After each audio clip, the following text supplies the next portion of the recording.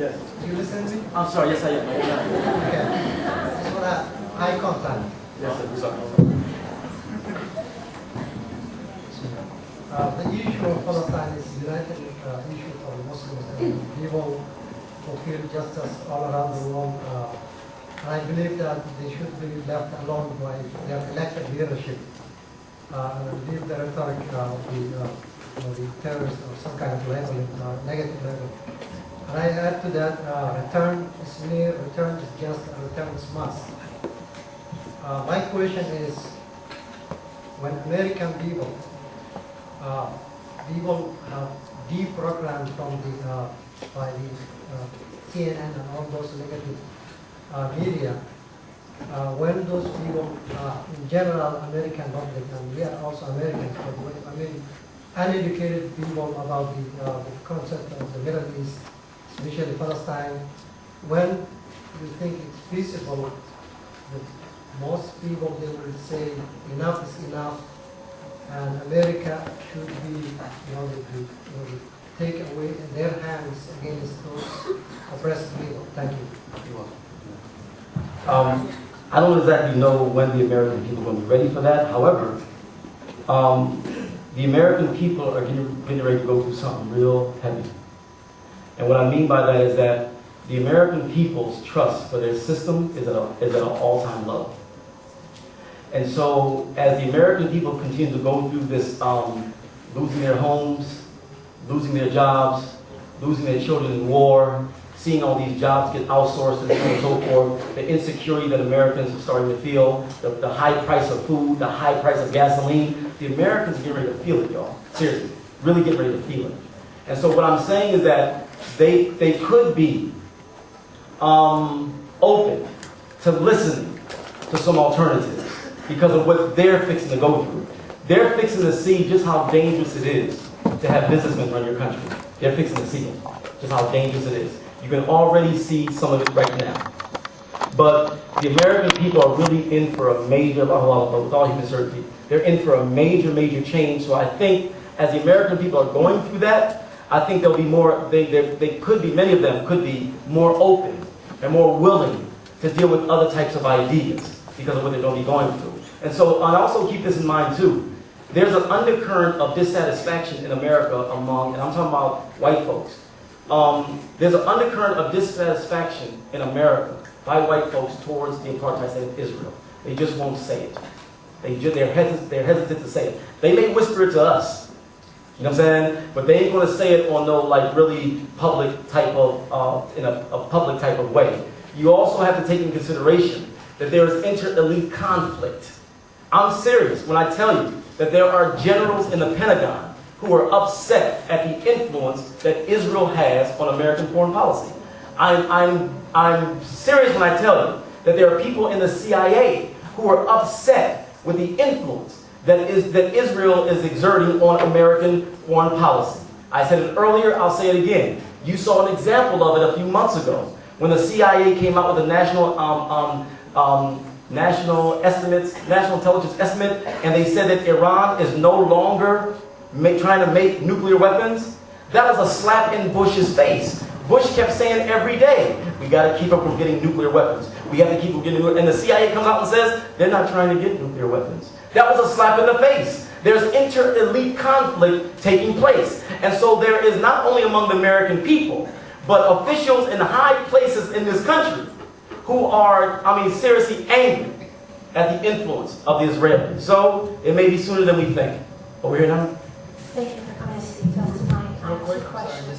Sorry, I just want to reiterate, please keep it to 30 seconds, okay? Well, I have two questions, and they're going to be 15 seconds each. One of them is living in a white supremacist, white racist prison industrial complex. What do you think the role of Islam is in prisons and social education?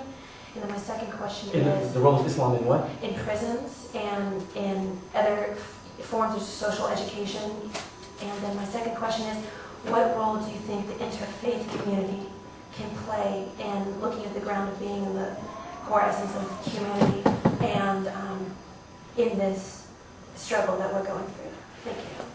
The interfaith community can play a role as long as the interfaith community is not down with empire. They can't be down with empire. There are some Christians who will be supportive of empire. There will be some Christians who will be against empire. And they'll be against apartheid. There'll be some Jews who will be for empire and apartheid. There'll be some Jews who will be against empire and apartheid. So when we talk about interfaith, we should be talking about getting with those Jews, those Christians, and other faiths who are against apartheid, who are against empire. We can't have these type of interfaiths where a Muslim, a Christian, and Jews up there, and we all love each other, and everything's fine. And the Jew is a Zionist. The rabbi is a Zionist.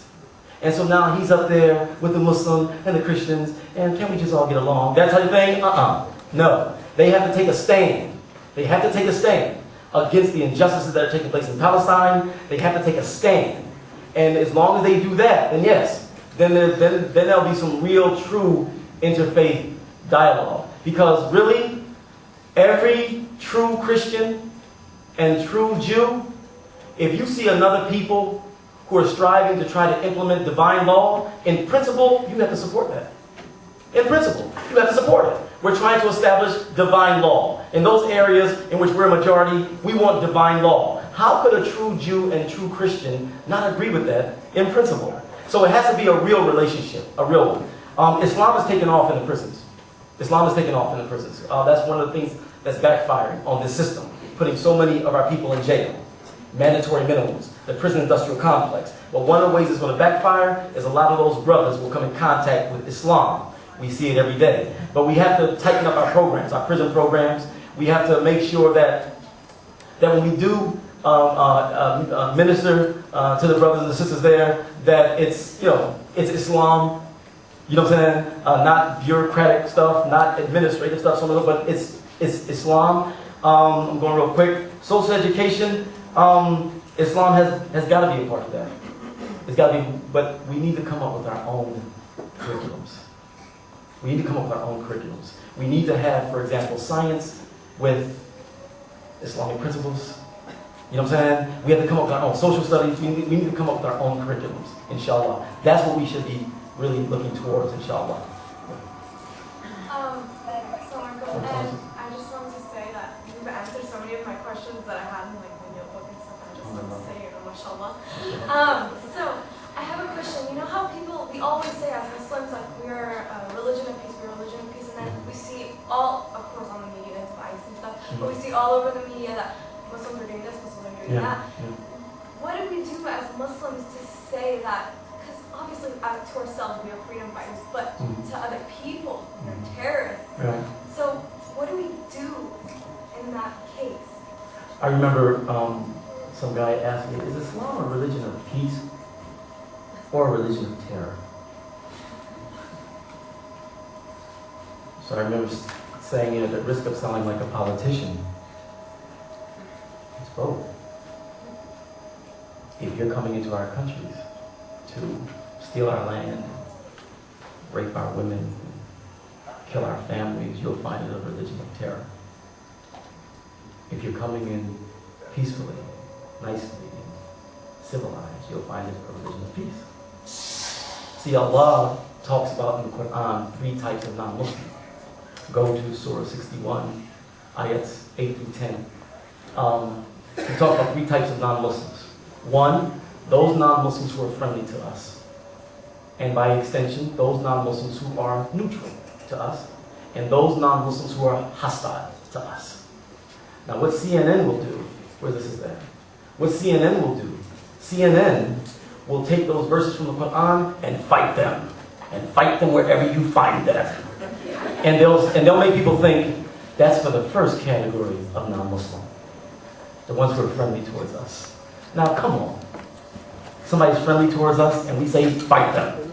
Right? You know what I'm saying? Right? Whenever you look in the Quran and you see something like fight, it's talking about the 3rd category of non-Muslim. Now, why would we not fight someone who's oppressing us? Why would we not fight someone who's trying to imperialize us, colonize us? Why would we not fight? We're human beings.